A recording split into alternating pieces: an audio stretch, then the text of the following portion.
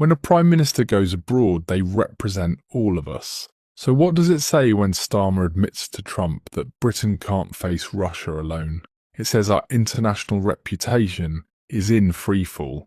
From his embarrassing TV gaffe about Trump to his desperate, almost begging approach on the Chagos Islands deal, this meeting showed a leader completely out of his depth. And it's us, the British people, who will pay the price. Did you catch what Starmer said about Trump on live TV? That's got everyone talking. It's pretty unbelievable, and honestly, I'm not surprised it's causing such a stir. This is the same Keir Starmer who, before becoming Prime Minister, had no problem calling Donald Trump dangerous and openly admitted he wouldn't trust him. Pretty strong words from someone who's now desperately trying to cozy up to the president-elect, right? The footage from that White House press conference is genuinely embarrassing. Starmer couldn't even make eye contact with Trump. Political correspondents pointed out how Starmer kept staring at his shoes, then glancing nervously at his aides stationed off camera.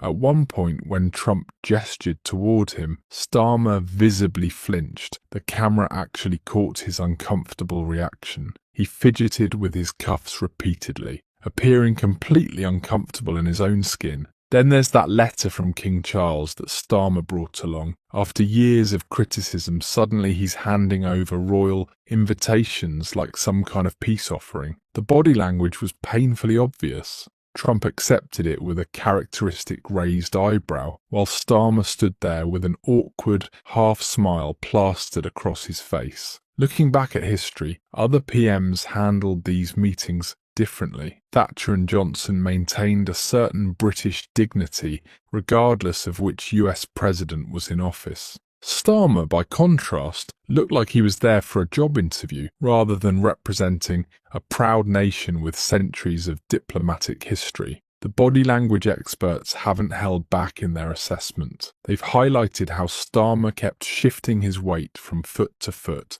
and nervously adjusting his tie during Trump's remarks. This wasn't confidence, this was visible anxiety from someone representing a major world power. What struck me most was the power dynamic during that press conference. Trump completely dominated the exchange, the pace, the topics, even where reporters directed their questions. Foreign policy experts are calling this the worst diplomatic preparation they've ever witnessed. Starmer appeared completely unprepared for Trump's assertive style. Trump's reaction throughout was fascinating. You could almost see his skepticism during their interactions. That slight smirk suggested he wasn't buying Starmer's sudden change of heart. The worst moment came when Starmer essentially admitted on camera that Britain needed Trump's help more than Trump needed Britain's. It was such a departure from the traditional special relationship rhetoric where both nations are portrayed as equal partners. Instead, Starmer positioned the UK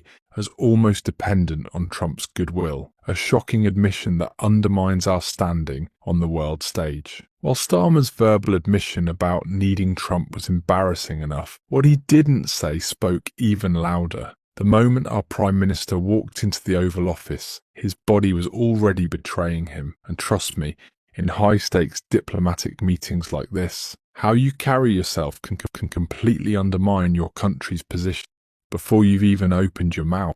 Diplomacy relies on the silent conversation happening between leaders' bodies. Starmer's body broadcast, "I'm out of my depth," from the second he entered the room. He moved like a marionette with tangled string, adjusting his tie, shifting weight nervously, those twitchy hand movements betraying his discomfort. Body language experts zeroed in on Starmer's inability to maintain eye contact with Trump. Every time Trump addressed him directly, Starmer's gaze scattered away. Floor, walls, anywhere but the former president's face. This submissive behavior screamed intimidation. The handshake between them told the whole story. These diplomatic handshakes are typically brief, choreographed affairs, but Trump, with his famous dominant grip, clearly took control. Starmer resembled a reluctant dance partner, being led forcefully across the floor, visibly struggling as the handshake extended beyond comfort. completely unable to disengage or control the situation. Painful to watch. Trump's reaction throughout spoke volumes. That slight smirk wasn't just Trump being Trump. It was the expression of someone who knew they held all the cards and relished every moment. The power dynamic between them couldn't have been more obvious if they printed it on a banner. Perhaps most telling was how Starmer kept glancing at his aides for reassurance. Former diplomats have flagged this as particularly troubling. A prime minister should project authority, not appear like an anxious student seeking approval. This kind of insecurity registers immediately in diplomatic circles, where every gesture undergoes scrutiny for weakness. This contrasts sharply with previous British prime ministers on the world stage. Margaret Thatcher projected absolute strength when meeting US presidents, never appearing intimidated regardless of who sat across from her. Churchill's commanding presence during meetings with Roosevelt became legendary. He carried himself with the gravitas of a global power representative, never as a supplicant seeking favour. But Starmer's awkward posture throughout, slightly hunched, shoulders rigid like armour, projected weakness. It physically embodied a nation uncertain of its place, a visual representation of Britain's declining influence that our enemies worldwide surely noticed. What's particularly worrying is that these non-verbal cues carry real diplomatic consequences. When world leaders see a British Prime Minister who crumbles in a friendly meeting with an ally, how seriously will they take our positions in tougher negotiations? What message does this send to leaders in Moscow, Beijing or Tehran about Britain's resolve? The picture Starmer's body language painted couldn't be clearer. A Prime Minister completely out of his depth, representing a nation he portrayed as weak and dependent. No carefully prepared statements could overcome what his physical presence communicated to everyone watching. Starmer's submissive posture was just the tip of the iceberg. What actually left military officials across Britain absolutely fuming was the verbal surrender that followed. When Trump directly challenged our Prime Minister about Britain's defence capability, Starmer's response was nothing short of a national humiliation. Inside that critical moment, Trump looked Starmer in the eye and asked point blank whether Britain could stand up to Russia without American military backing. Any Prime Minister with an ounce of patriotic pride would have immediately defended our proud military tradition while acknowledging our partnership with America. But Starmer practically hoisted a white flag for the entire world to see. His stammering admission that Britain couldn't handle Russia alone has sent shockwaves through our military establishment. General Sir Richard Dannatt, former Chief of the General Staff, reportedly described the comments as treasonous. And honestly, that's probably putting it mildly. Think about what this means. Britain is a nuclear state with one of the most professional armed forces in the world. Our military has stood firm against aggressors far more powerful than today's Russia. Yet our Prime Minister essentially told Putin, we're no threat without American protection. The reaction back home was immediate and furious. Veterans groups across the country are demanding an apology, saying Starmer has disrespected not just our current servicemen but generations of British military sacrifice. I've spoken to several former officers who feel utterly betrayed by a leader who undermined British interests on the world stage. This surrender flag waving in the diplomatic battlefield doesn't just make us look pathetic, it contrasts painfully with our military heritage. Britain has maintained a position of strength in international affairs, even when our relative power has declined. Previous prime ministers understood that projecting confidence was half the battle. The admission carries serious strategic consequence. It completely undermines our position within NATO. How can we demand respect when our own leader has publicly declared us military impotent? Other NATO members are now questioning whether Britain can be counted on as a serious military partner. The timing is catastrophic. With tensions rising in Eastern Europe and Putin monitoring every sign of Western resolve or weakness, Starmer has essentially painted a target on our back. The message to the Kremlin is crystal clear. Britain is a paper tiger that doesn't believe in its own military capability. Defence analysts point out that this admission comes as Starmer's government increases defence spending by cutting the foreign aid budget, a move critics call both morally and strategically flawed. He's undermined our military standing while financing minimal strength by damaging our global humanitarian reputation. Acknowledging the importance of alliances is sensible, but there's a vast difference between valuing partnership and declaring complete dependency. Starmer crossed that line in the most public and humiliating way possible. What's particularly galling is that this happened in front of Trump, who respects strength above all else. By begging for American protection rather than presenting Britain as a valuable and capable ally, Starmer guaranteed that future negotiations will start from a position of weakness. This pathetic diplomatic spectacle wasn't limited to military matters. If you thought Starmer looked submissive before, what happened next took British embarrassment to whole new levels. When the conversation shifted to the Chagos Islands, witnesses described a dramatic change in Starmer's already weak demeanour. He reportedly leaned forward, his body language transforming into what one observer called almost pleading with Trump for approval. The Prime Minister appeared eager to surrender British sovereignty in what's being called the biggest territorial giveaway in modern British history. Let me explain why this matters. The Chagos Archipelago includes Diego Garcia, home to one of the most strategically crucial military bases in the entire Indian Ocean region. This base gives Britain and America a vital foothold in an increasingly contested part of the world, especially with China's growing influence. Starmer to hand over sovereignty of these islands to Mauritius. The truly absurd part is that after giving away territory that belongs to Britain, we then pay Mauritius nearly £90 million every year just to lease back what was already ours.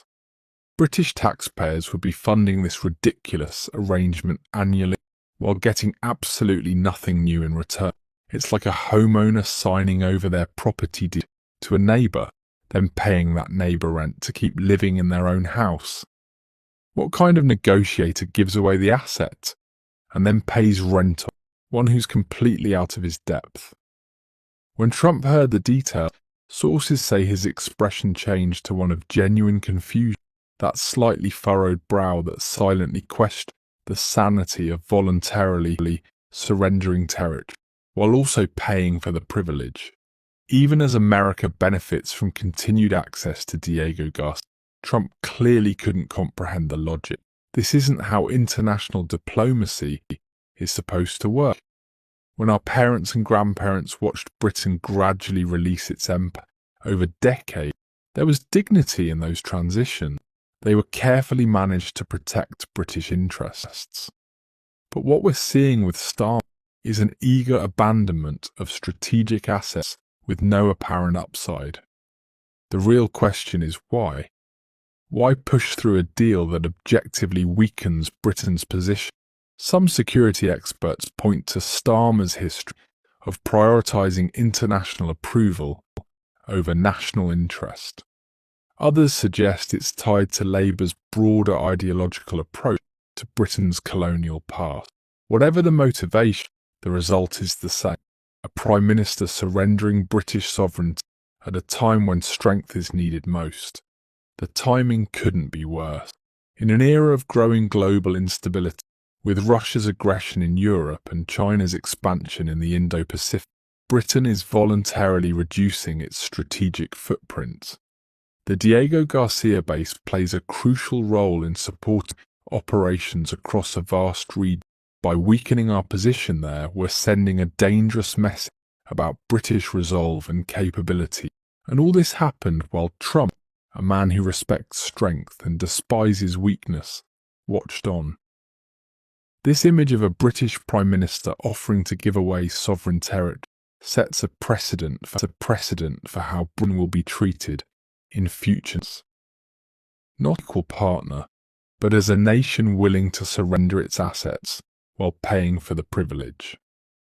While Starmer was busy bowing and swinging in Washington, something even more shocking was at home.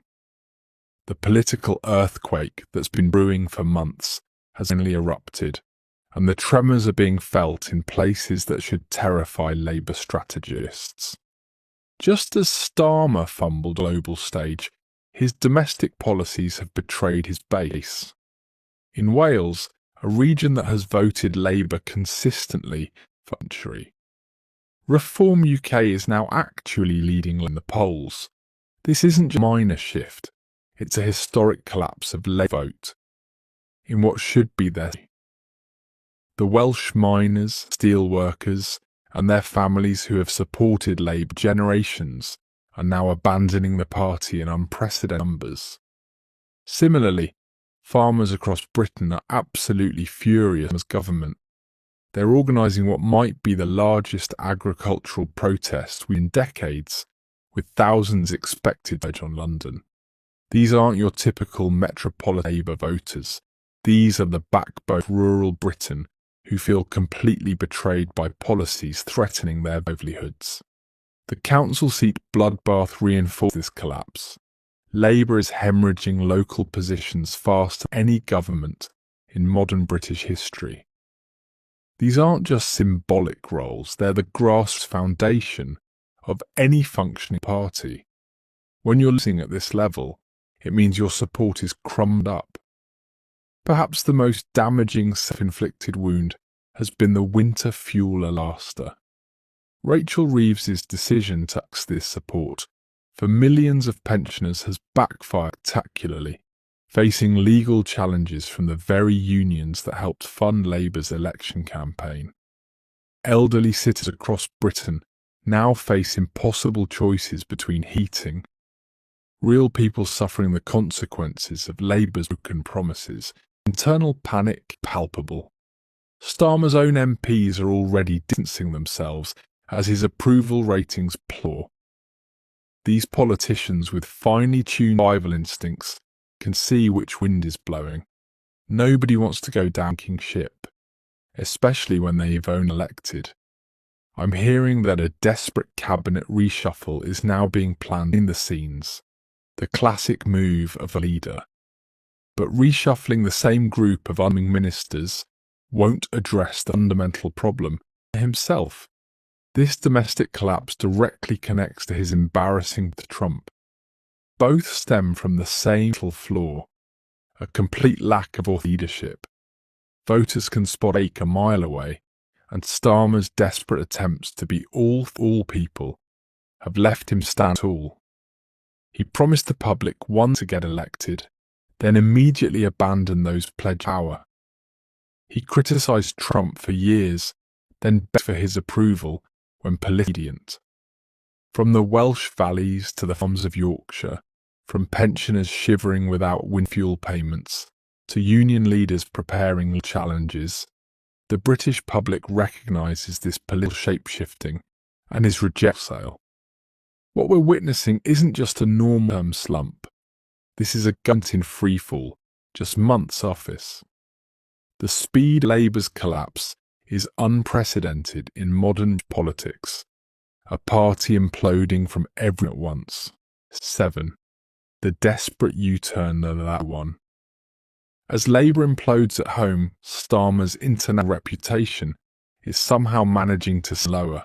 When our Prime Minister called Trump dangerous and said he was part of the problem, I bet he was hoping Trump wouldn't remember those comments when he walked to the Oval Office with his tail between his legs. The transformation we've witnessed in Starmer's approach to Trump's the election. For years he positioned himself firmly in that camp, throwing constant criticism at Trump while cozying to Biden. But the moment election results came in Trump's victory, Starmer's team went to panic mode abandoning years of principled opposition in favour of desperate appeasement. What's truly embarrassing is how transparent this has been. This complete reversal makes Britain look utterly desperate. Watching the press conference was like witnessing a train wreck in slow motion. Trump dominated the entire event, while Starmer stood awkwardly to the side, shifting his weight. One British journalist in attendance later told me they felt physically uncomfortable watching our Prime Minister being so overshadowed. Starmer was left standing there like a schoolboy, waiting his turn to speak, while the head marbled on. At points, he seemed completely sidelined in his own conference. The authenticity gap was amiss. Trump, love him or hate him, is nothing. Starmer has now shown the world that his principles have the durability of paper. British diplomats are now privately expressing serious concerns about the damage this has caused. They are worried that this desperate flip-flop has severely undermined the UK's credibility on the world stage. When a leader abandons years of stated principles overnight simply because political winds have changed, it doesn't project strength or ability. It screams weakness and opportunism. What's truly telling is how poorly prepared Starmer seemed for this meeting. There was no strategy beyond hoping Trump wouldn't mention part. Language screamed discomfort as he tried to pretend he hadn't spent years describing Trump as a dangerous force in global politics. It was like watching someone try to befriend a schoolyard bully after years of talking behind their back, fully awkward and fooling. The most cringeworthy moment has to be Starmer's presentation of King Charles's letter during the meeting. This was described by multiple sources as precedented for a sitting US president, breaking with diplomatic tradition that second-term presidents don't typically receive it. As it all. When handed it over, Trump seemed genuinely confused, asking, "Am I supposed to see him thinking, is this guy serious?" The whole stunt came across as Starmer desperately offering up the monarchy as a peace offering to make Trump forget years of racism. The awkward press conference wasn't just embarrassing for Starmer, it's potentially catastrophic for Britain's standing. Within hours of that meeting, China and Russia's state media were already mocking Britain's subservient to America. But this isn't just about hurt feelings or bad optics. It's about real diplomatic consequences that could affect our nation. For generations, Britain has maintained its status as a global power through diplomacy. Even as our empire faded, our influence remained disproportionately strong on stage. We've always punched above our weight because other nations respect our independence and skill. But in one disastrous meeting, Starmer has undermined what took to build. The most immediate concern is Trump made it crystal clear during their meeting that he has no intention of maintaining significant security guarantee. To make security guarantee very much, we're going. This direct statement challenges Britain's military standing and also. Foreign powers are already recalibrating their aim. Russian media outlets have portrayed Britain as merely an extension of interests, while Chinese state media has analysed the power imbalance in the meeting. They're sending a clear message that Britain no longer commands respect as power. Our European neighbours are capitalising on this diplomacy. EU representatives have privately expressed satisfaction at seeing the UK-US relationship weakened, viewing this as an opportunity to recalibrate their strategies, essentially cutting Britain out as the middleman between US.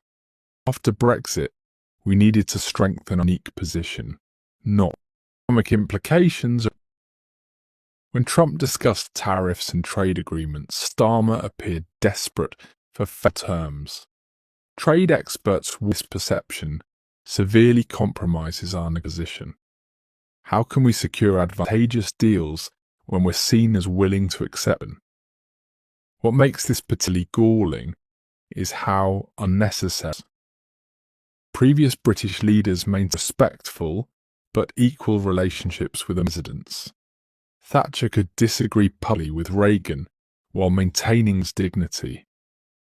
Churchill and Roosevelt had a genuine partnership, despite a marriage to power. Even more recent PMs knew how to stand their ground. Instead, Starmer appeared overly eager Trump, damaging Britain's diplomacy. The media dynamics, where Trump dominated and Starmer struggled for control, was interpreted by diplomats worldwide as evidence of Britain's diminishing influence. In today's dangerous world, with Putin threatening Europe and China flexing its muscles in the Pacific, appearing weak is embarrassing. The diplomatic fallout is already evident in how foreign representatives are treating diplomats. Less deference, dismissal. Britain's standing, built for generations, now stands like a crumbling castle with its foundations exposed, still imposing a distance, but with visible cracks that threaten the entire structure. The calls for Starmer's resignation are growing louder by the day, and it's clear why. His diplomatic failures have embarrassed him personally and undermined the UK's international standing in ways that might take years to repair. Experts in international relations are saying what we're all thinking.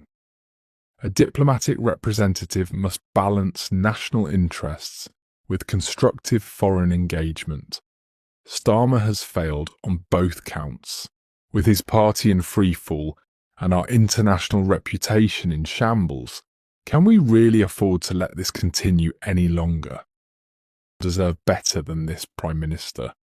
The question remains how much more damage will be done before accountability finally comes.